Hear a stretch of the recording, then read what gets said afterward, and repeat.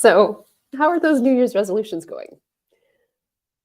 I'll be honest, my new year has gotten off to a very different start than I was anticipating.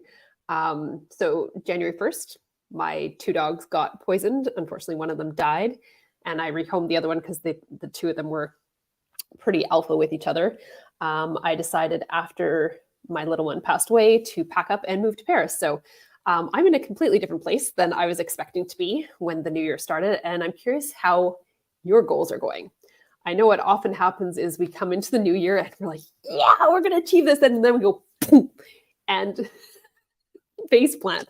And I'm guessing for quite a few of you, the same thing has happened. From the people I've talked to, it's pretty common right now. Here's the thing.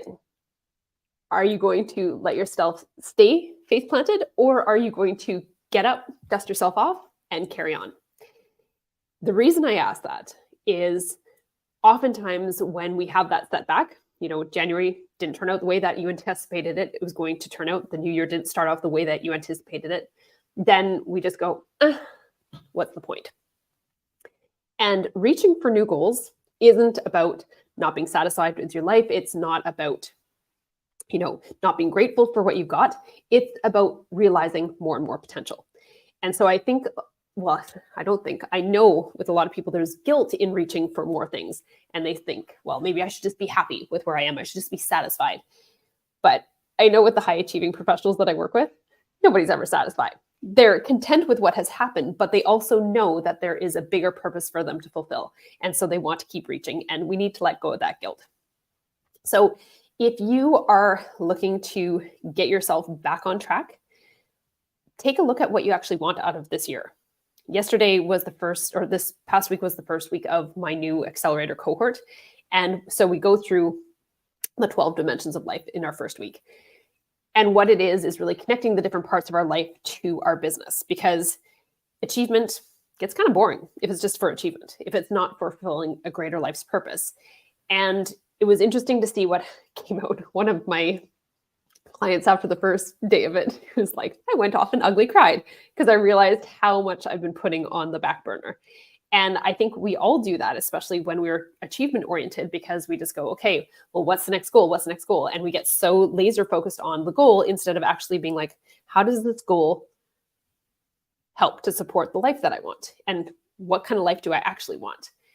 And when we can actually take that step back and go, okay, yes, it's a new year. Okay, we wasted the first month, but now we're going to get back on track. So we've got 11 months left to start leveling things up.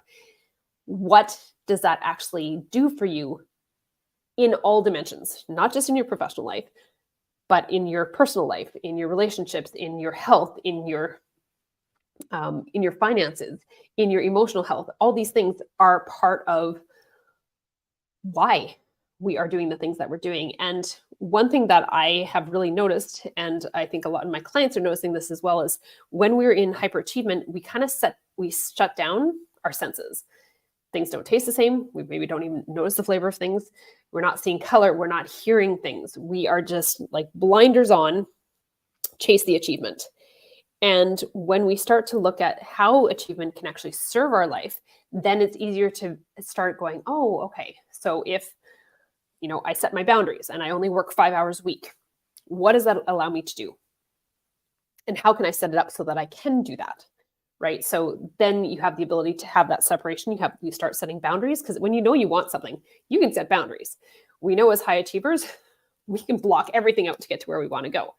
But can you start setting boundaries around your work so that you can get to where you want to go in other parts of your life, not just in your business, not just in achieving as a professional, but also achieving in life?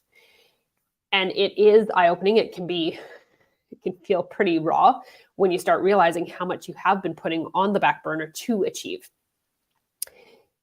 But you can always get back on track.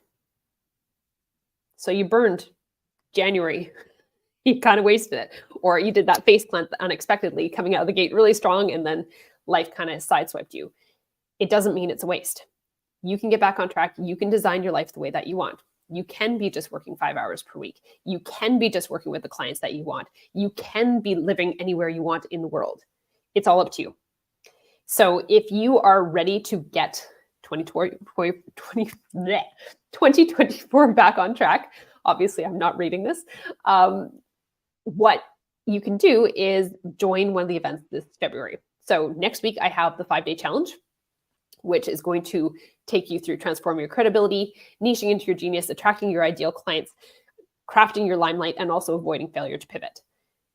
The same topics happen for my intensive, which is on January 23rd. So you got 2 different options to really dive into how you want to design your business so that you can also design your life outside of business and create that massive impact. So it depends on how you want to do it. Do you want to do 5 hours, 1 hour per day over a 5-day period, or do you want to do 5 hours in one sitting? It's the same information. Both will help you to get back on track so that you can make the most of 2024. You only lost 1/12 of the year so far. So you still got 11/12 left to use up. So let's make the most of that. And I will make sure that you have the links below to join that. But really, if you feel like you're already failing, don't worry about it. You're in good company. Things can change on a dime for the good or for the bad, but it's what you do with that and how you redesign it and reorient yourself to actually get to the achievement that you want. So I look forward to seeing you in one of the events, either the intensive or the challenge, and let's make 2024 amazing. Take care, and I'll see you again soon.